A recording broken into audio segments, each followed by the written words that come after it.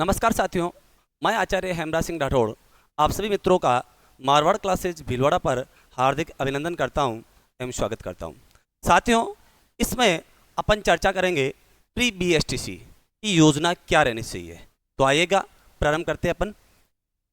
साथियों देखिएगा क्या है प्री बीएसटीसी, जिसको अब नाम दे दिया गया है DELED, DELED। ठीक है साथियों, बीएसटीसी को DELED कहा जाता है, DELED को प्री बीएसटीसी कहा जाता है। साथियों, यदि आपको जल्दी से अध्यापक बनना है, यानी 12वीं के पश्चात ही तुरंत, है ना, 2 वर्ष की आपकी बीएसटीसी होती है, तो आपके लिए बहुत ही स्वर्णिम अवसर रहेगा। आपके लिए ये गोल्डन चांस है, यानी कि जल्दी से आप अध्यापक बन सके। इसके लिए आपको क्या काम करना पड़ेगा साथियों? बीएसटीसी करना पड़ेगा। बीएसटीसी तो साथियों यानी कि आपने समाचार पत्र पढ़ा होगा कि अप्रैल माह से आपके प्री बीएसटीसी के आवेदन प्रारंभ हो जाएंगे और जून के अंत तक, यानी कि जून माह में आपकी जो परीक्षा है साथियों वो संभावित है, यानी आयोजित होने वाली है। तो साथियों बहुत ही कम समय आपके पास बचा है, मात्र 3 माह, यानी 3 माह के अंदर आपको अच्छी प्रकार से तैयारी करनी है। तो कैसे करें, किन चीज़ों का ध्यान रखें, इसकी अपन अभी चर्चा कर लेते हैं। देखियो साथियों, बीएसटीसी के अंदर यानी कुल पूर्णांक होता है आपके साथियों 600 अंक का। कितने अंक का पूर्णांक रहेगा? 600 अंक का।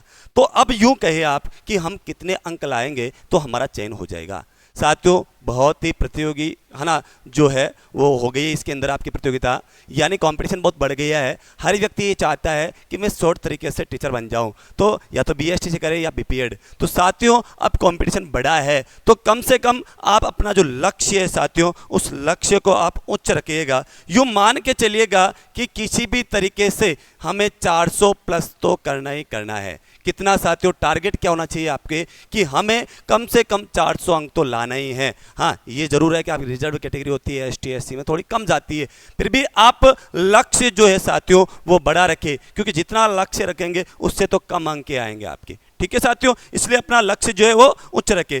अब इसमें गौर तरीके से अपन बात करें कि 600 जो है वो अपना पूर्णांक है, यानी साथियों प्रश्न जो है वो आपके, है ना, कुल कितने रहेंगे साथियों? तो कुल प्रश्न रहेंगे आपके 200 प्रश्न।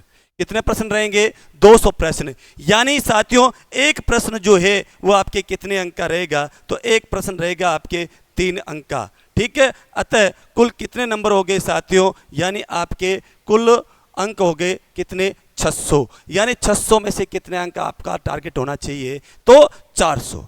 ठीक है साथियों, फिर आगे अपन देखते हैं साथियों इसमें कि पाठ्यक्रम में किन किन चीज़ों का ध्यान रखना चाहिए। तो पाठ्यक्रम की अपन बात करें तो साथियों एक है आपके राजस्थान का सामान्य ज्ञान, राजस्थान का सामान्य ज्ञान।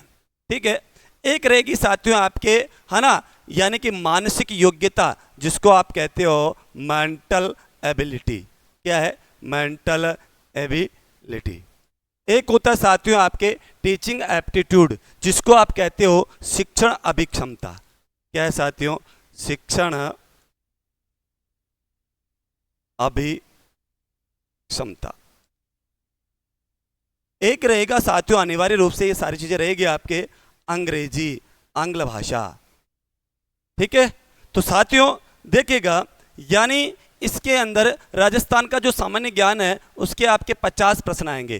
कितने प्रश्न रहेंगे साथियों? आपके 50 प्रश्न। 50 × 3 अंक, यानी कितने अंक हो गए आपके साथियों? 150 अंकों का राजस्थान का सामान्य ज्ञान। ठीक है, केवल राजस्थान आएगा।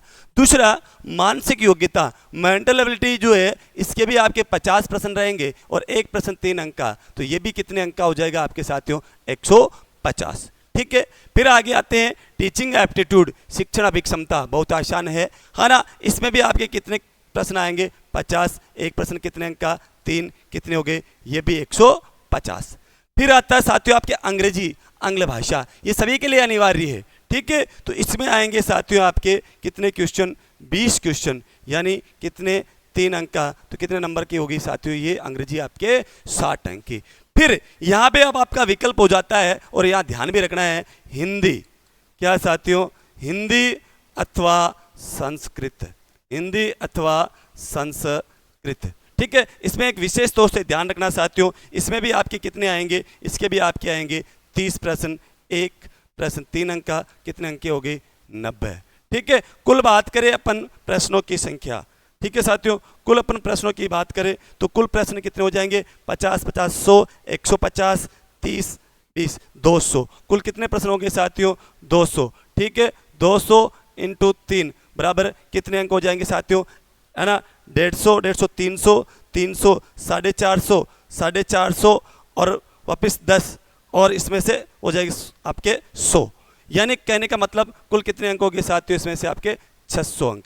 ठीक है, 0 5 10 15 15 6, है ना, 21 9 30 का 0, है ना, हासिल का कितना हो जाए 3 3 1 4 5 और 6, यानी कुल कितने अंक का हो गया आपके 600 अंक के, यानी प्रश्न कितने आएंगे 200, कितने अंक का हो जाएगा 600।